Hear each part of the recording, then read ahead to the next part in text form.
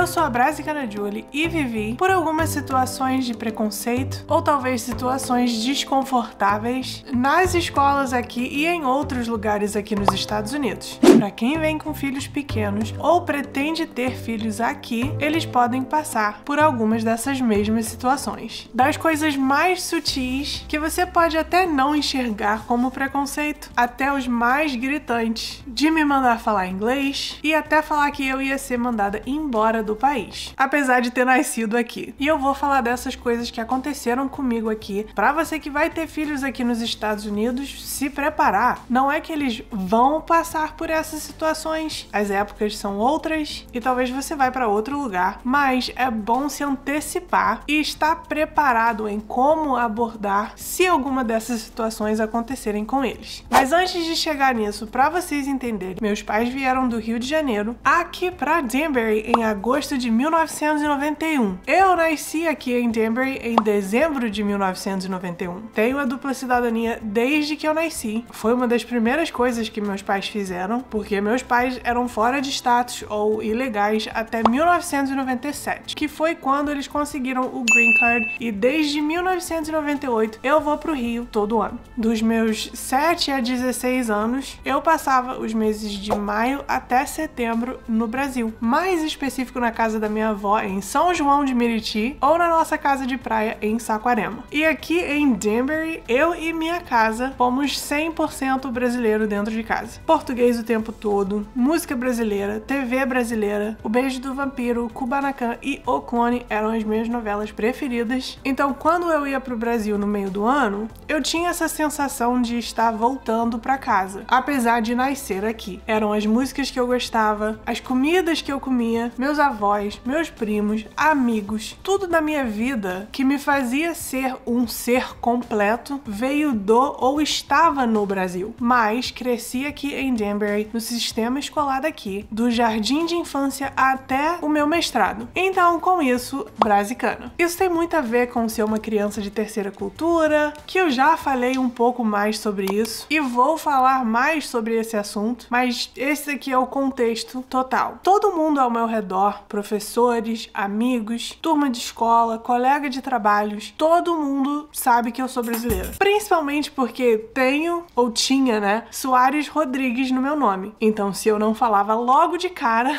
eles perguntavam sobre. E apesar das situações que eu vou falar aqui, a minha experiência no geral sempre foi muito boa, tenho muito mais positivos do que negativos. Eu poderia falar que 99% da minha vida aqui não passo por situações assim. Essas situações também não são nada comparadas com o que algumas outras pessoas passam. Eu só, de verdade, só quero trazer aqui pra vocês terem mais exemplos se isso é algo que você tá buscando. Eu acho que é importante pro planejamento, preparo e entendimento mesmo da vida aqui. Então é por isso que eu tô compartilhando e falando isso, não é pra amedrontar e muito menos querer ficar contando história triste. Agora que você tem todo o contexto, vou falar sobre as coisas mais leves, que às vezes nem podem ser consideradas preconceitos, mas talvez tá mais pra microagressões que fazem pessoas, mas principalmente crianças, se sentirem diferentes ou que tem algo de errado e não normal comigo e com a minha família. Mesmo que seus filhos nascem aqui e sejam 100% americanos, de falar inglês dentro de casa e se identificar muito mais com a cultura daqui, ainda assim a cultura dentro de casa é diferente. Então, por várias vezes, depois de feriados principalmente, quando compartilhava o que a gente fez durante o feriado, ou quando eu perguntava por que eles fazem algumas coisas dessa forma, a galera sempre olhava pra mim com aquela cara de choque, sabe? Porque realmente ficaram chocados que eu não faço o mesmo. Como, por exemplo, jogar futebol americano depois do Thanksgiving, sair pra fazer trick or treat com os pais.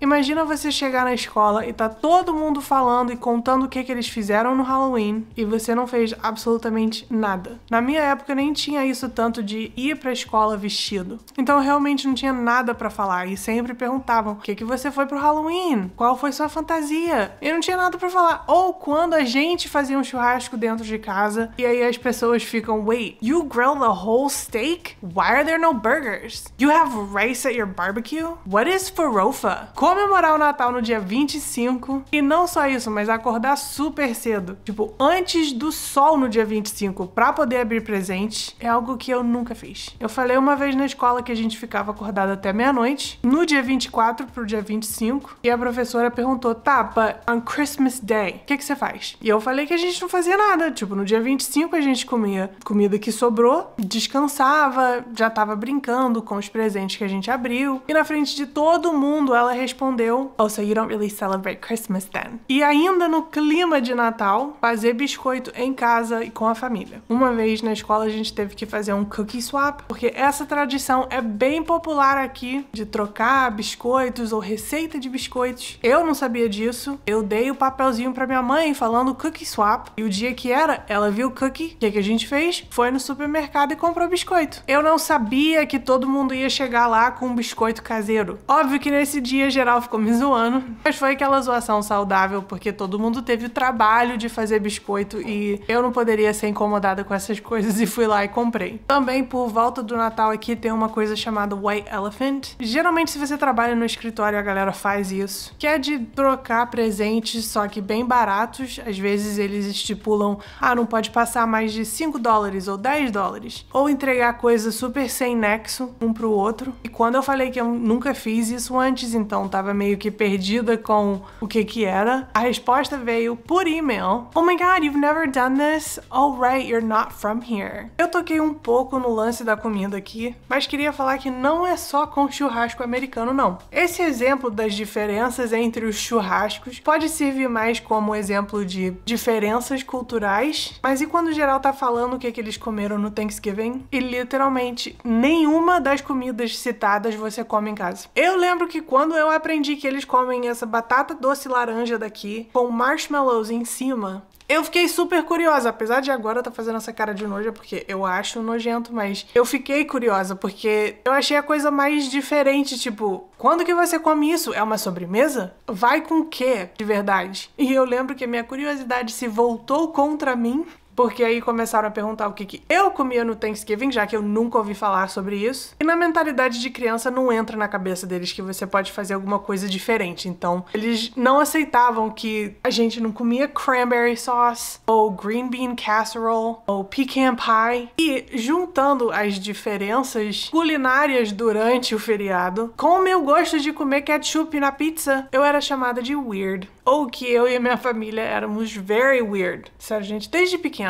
eu colocava e coloco ketchup na pizza. Acho que isso não é nada tão assustador pra ninguém assistindo esse vídeo. Não só isso, mas eu sempre tinha o costume de comer minha pizza com garfo e faca. E na sexta-feira na escola, que era o dia de pizza, quando eu tentava fazer isso, era aquele drama das pessoas na mesa comigo de like, ew, oh my god, that's disgusting! Eu lembro também que a minha cultura familiar aqui já virou motivo de ser pontuado como algo diferente em uma das formas mais ridículas. Eu sou muito próxima à minha mãe. No Brasil, as minhas amigas, as minhas primas tinham um relacionamento parecido com as mães também. De não trancar a porta em casa, tipo, do quarto. De ser amiga mesmo da mãe, compartilhar coisas do dia. De sim, ter arranca-rabos várias vezes. Aquelas discussões de família clássicas. Mas mesmo assim, sei lá, eu acho que por crescer com situações semelhantes, ao meu redor eu sempre achava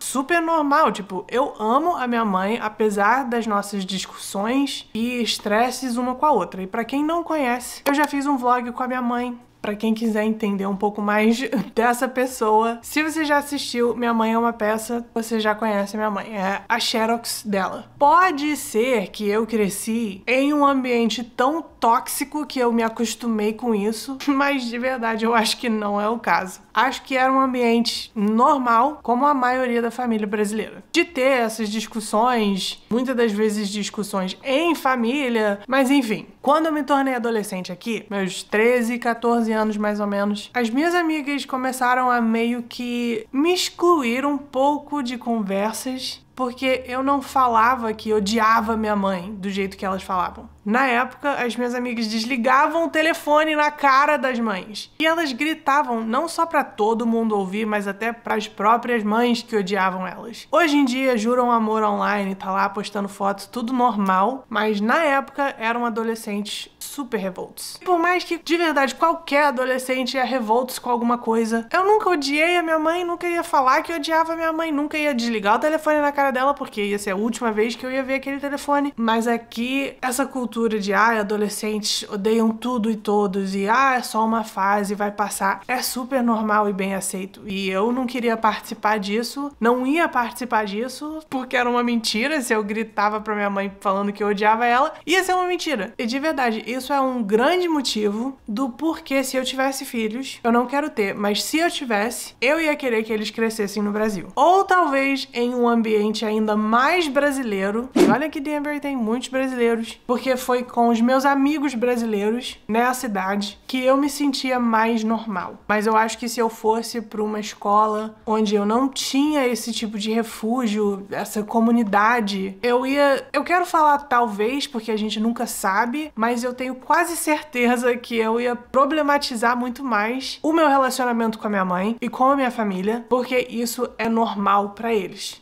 E isso é a deixa perfeita pra falar das coisas mais agressivas e desconfortável pra mim. Mas antes de chegar lá, eu quero pedir pra vocês deixar seu like nesse vídeo se você tá curtindo. Não esquece de se inscrever no canal pra não perder o próximo vídeo. Me deixa saber aqui nos comentários quais seriam as suas respostas pra algumas dessas situações, algumas dessas falas ou perguntas, principalmente pras próximas situações, porque se houver uma próxima vez, eu quero ter uma resposta boa que vocês mandam aí guardado pra mandar. Eu desde pequena sempre falei português com os meus pais. De vez em quando eu respondia uma palavra ou outra em inglês, mas eu diria que, de verdade, 95% da nossa comunicação sempre foi em português. Chega até a ser estranho pra mim, ou não é estranho, mas não é natural pra mim falar 100% em inglês com a minha mãe. Eu também não curto, porque eu sei que ela vai perder muito dos detalhes, porque apesar dela falar inglês, não é um nível de alguém nativo. E eu diria que ela é fluente em inglês, ela tem como ter amizades, resolver problema, mas não é aquela coisa que consegue desenvolver muito um relacionamento. Porque palavras mais avançadas talvez iam ser perdidas. Principalmente se entra em questão de gírias. Enfim, viajei com uma amiga de infância aqui. A gente foi pra casa dos parentes dela, lá no estado da Pennsylvania. Eu tinha 16 anos, eles tinham uma casa no lago e a gente foi pra curtir o tempo com eles mesmo. Não ia ser aquelas coisas de filme americano com um montão de adolescentes sozinho numa casa de verão. Não, era uma viagem em família e amigos também. Óbvio que depois de estar lá, curtir o dia, conhecer um lugar novo, eu queria contar tudo pra minha mãe à noite. Então eu liguei pra ela e comecei a contar como é que foi, toda empolgada, porque eu tava me divertindo muito. E aí veio o tio dessa minha amiga com aquela velha frase "Speak English". Ele não foi grosso, apesar de ter cometido uma grosseria. Ele falou meio que sorrindo, sabe? Eu quero entender também. E aí a esposa dele, então a tia da minha amiga, veio logo em seguida com a outra frase clássica: "You're in America, you should be speaking English, no?" E eu adorei que ela colocou esse "no" no final, pra parecer bem de leve, não que ela tá apontando o dedo, falando o que é pra fazer, porque acaba numa pergunta. Então ela tá transferindo a responsabilidade da situação pra mim. Tipo, é pra falar inglês aqui, afinal, não é? Quando eles passaram o dia todo comigo, já me conheciam, já tinha anos, eles sabem que eu sei falar inglês fluentemente. Se eu quisesse falar inglês, eu estaria. Então a pergunta no final foi ridícula. A minha amiga, que já estava super acostumada comigo, com a minha conversa com a minha mãe, ela já tinha dormido aqui em casa várias vezes, ela respondeu por mim, porque eu estava falando com a minha mãe e não estava respondendo nem dando atenção pra eles, apesar de ouvir o que estava acontecendo. Eu não ia interromper a minha conversa com a minha mãe pra ficar respondendo um comentáriozinho idiota assim. Mas ela falou que eu sempre falo português com a minha mãe mãe, sempre tive liberdade pra falar português com a minha mãe com eles. Isso sempre foi de boa e não ia mudar agora. E eles rapidamente vieram com aquele: não, claro, não, a gente não tá falando nada, pelo amor de Deus. Mas seria melhor se ela estivesse falando inglês, né? Pode estar falando mal da gente e a gente nem sabe, né? E seguiu assim pro resto das 2 semanas que eu estava lá com eles. Sempre que eu falava com a minha mãe, a tia dela soltava um speak English só por falar mesmo. Eu acho que só por desencargo da consciência dela. Mas eu não ia falar, eu não falei. Eu pegaria um trem de lá pra minha casa, se o clima pesasse pro meu lado, mas eu não ia mudar o jeito que eu falo com a minha mãe e começar a falar inglês só porque eles estavam, eu vou falar, pedindo. Não ia fazer isso, nem Isso aconteceu comigo também em outro momento. As eleições dos Estados Unidos de 2016 foram super comentadas e impactantes, não só aqui, mas no mundo inteiro. Trump cresceu muito em popularidade com o discurso dele anti-imigratório e, em especial, anti-latino. E eu não tô aqui pra abrir uma discussão, não quero chegar nessa porta de se isso tá certo ou não, do porquê que ele fez isso. Isso não é o foco. O foco é que, nessa época, principalmente, muitas pessoas pareciam estar mais confortáveis ou mais confiantes em expor esse tipo de pensamento. Talvez certos medos ou receios que eles já tinham dentro deles por bastante tempo, eles se sentiam mais à vontade de falar sobre isso e expor essas coisas, já que o Trump trouxe muito desses assuntos para o público com os discursos dele. Logo após as eleições aqui em novembro, que ele ganhou, spoiler, eu fui pro trabalho como de costume, trabalhava no escritório, também como de costume da época. Quando eu cheguei, eu estava falando no meu celular com o meu namorado na época, que hoje é meu marido, também é brasileiro, carioca, mas a gente se conheceu aqui em Denver, e isso era normal pra mim. Chegar falando com ele, tipo, cheguei aqui, vou começar meu dia, depois a gente se fala. Aquela época que você tá namorando super loucamente apaixonado e não quer parar de se falar nem por um minuto? Então, nisso chegou um colega de trabalho, eu nem sei se isso é a palavra apropriada, porque a gente trabalhava juntos no mesmo piso, só que em setores diferentes. Então a gente se via, se esbarrava ali, mas não tinha aquela interação, eu não ficava em reuniões com essa pessoa. Só mesmo aqui e ali, quando tinha uma festinha ou almoço, a gente tava junto. Esse cara estava passando pelo meu cubículo quando eu tava terminando a minha ligação e ele parou lá pra meter um speak English. Eu literalmente tinha acabado de desligar o telefone, então a minha atenção já estava nele, só que mesmo assim me pegou de surpresa que eu só respondi, what? E ele continuou andando, só que falou, I can't wait till Trump sends all you people back to where you came from. Falou isso andando como se fosse a coisa mais natural do mundo. Vale pontuar que esse meu colega de trabalho não é daqui de Denver. Ele e a família dele tinham se mudado pra cá, de outro estado no sul, mas isso não vem ao caso. A minha vontade era de ir lá no cubículo dele e xingar ele um monte e começar uma discussão. Minha vontade. Lembra que antes eu falei sobre dinâmicas familiares? Então, minha família da Baixada tá enraizado em mim. Não tô falando que todo mundo da Baixada é barraqueiro, mas a minha família é. E eu sou filha da minha família, então essa era a minha vontade, de chegar lá e começar a discutir com ele feio. Mas eu não fiz isso, eu respirei, escrevi um e-mail para o gerente dele com RH, no e-mail também, e fui para o RH logo assim que eu enviei o e-mail. Então não teve nem tempo de ler o e-mail, digerir o que eu falei para depois marcar uma reunião, não. Isso deu em várias reuniões e demissões também, não minha. Mas no final eu acredito que ele só fez isso, só falou isso por estar se sentindo encorajado depois dos resultados das eleições. Porque eu já tava trabalhando lá há 1 ano. Isso, eu falando português com a minha família, meu namorado, whatever que for, não era novidade pra ele. Tipo, uma nova brasileira. Não, já tava lá. No meu último ano do ensino médio aqui, tava na aula e a gente tava aprendendo alguma coisa sobre a América do Sul, era alguma coisa da natureza, eu não lembro exatamente o que era que a gente tava estudando, mas eu sei que era alguma coisa que vinha da América do Sul. Um garoto, eu vou falar garoto porque ele não era um amigo nem colega, a gente literalmente só tinha essa classe juntos, virou pra mim e fez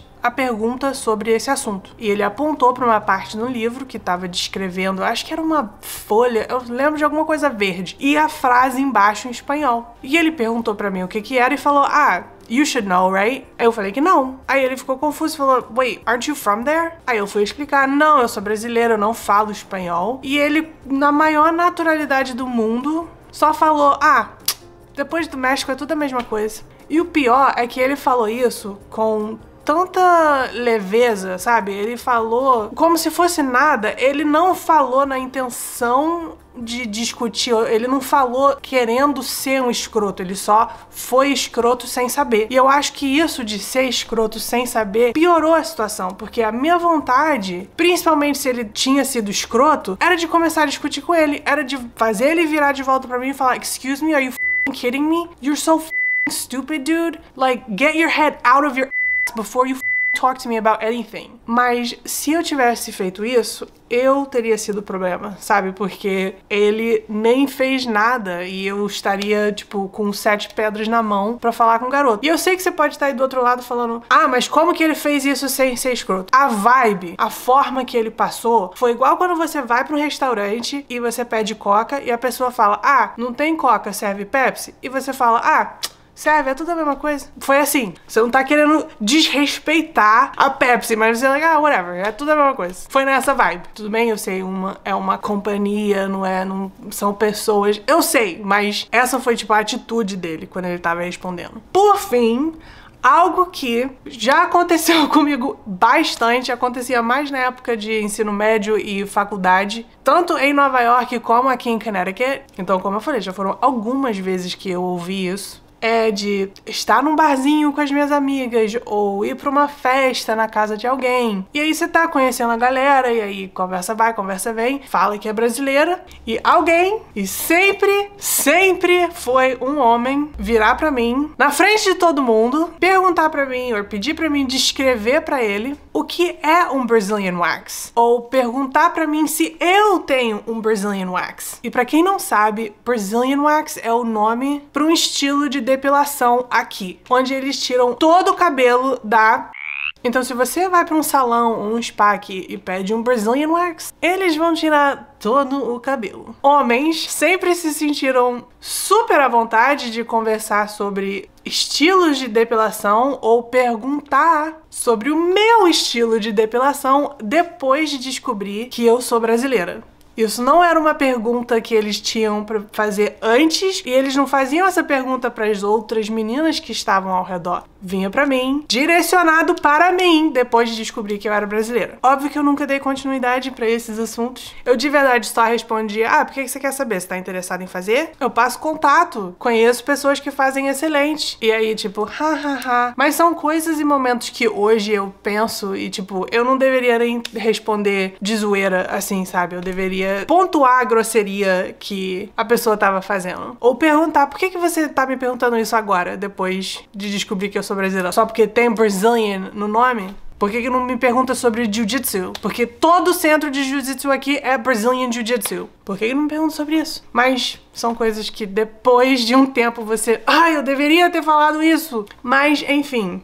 Já me estendi demais. Aqui foram algumas das coisas. Não mencionados aqui são as inúmeras vezes que americanos gostam de ficar comparando a história de imigração deles com a história de imigração de quem chegou há pouco tempo, dando exemplo de bisavô ou tataravô deles que vieram legalmente. Eles normalmente gostam de pontuar isso pra esse país. Às vezes também que sem solicitação nenhuma começam a falar que amam imigrantes, só queriam que eles entrassem aqui de uma forma legal. Algumas vezes que eles me perguntaram se eu era legal aqui depois de me ouvir falar português. Momentos em que você pega formulário para preencher. E principalmente na escola, quando você é muito novo, para preencher essas coisas. E aí o professor preenche para você. Você pega o formulário e tá lá que pra raça a pessoa escolheu outro. E não entre as outras opções que tem lá, só porque a etnia é marcado como latino, a raça então é outro. Sim, gente, nesse país, eu, que sou mais transparente do que fantasminha, sou outro. O que hoje pra mim isso é motivo de muito orgulho, tá? Eu gosto de ser outro, não me identifico com as pessoas nativas daqui, apesar de ser. Tenho um maior orgulho de ser latina e acho que mais brasileiros deveriam ter também, mas isso é outro assunto. E não é só isso não. Quem for ter filhos aqui ou trazer filhos pequenos pra cá, vai ter que preparar seus filhos para essas conversas, para ouvirem certas coisas de amigos, colegas de trabalho e também a família no Brasil, porque eles vão ouvir coisas parecidas da família de lá também. Então é uma luta constante de não ser americano o suficiente e não ser brasileiro o suficiente. Mas isso já foi falado um pouco nesse vídeo aqui. Não esquece de me deixar saber aqui nos comentários a sua melhor resposta para algumas dessas situações ou comentários. Thank you guys so much. I will see you next time. Bye!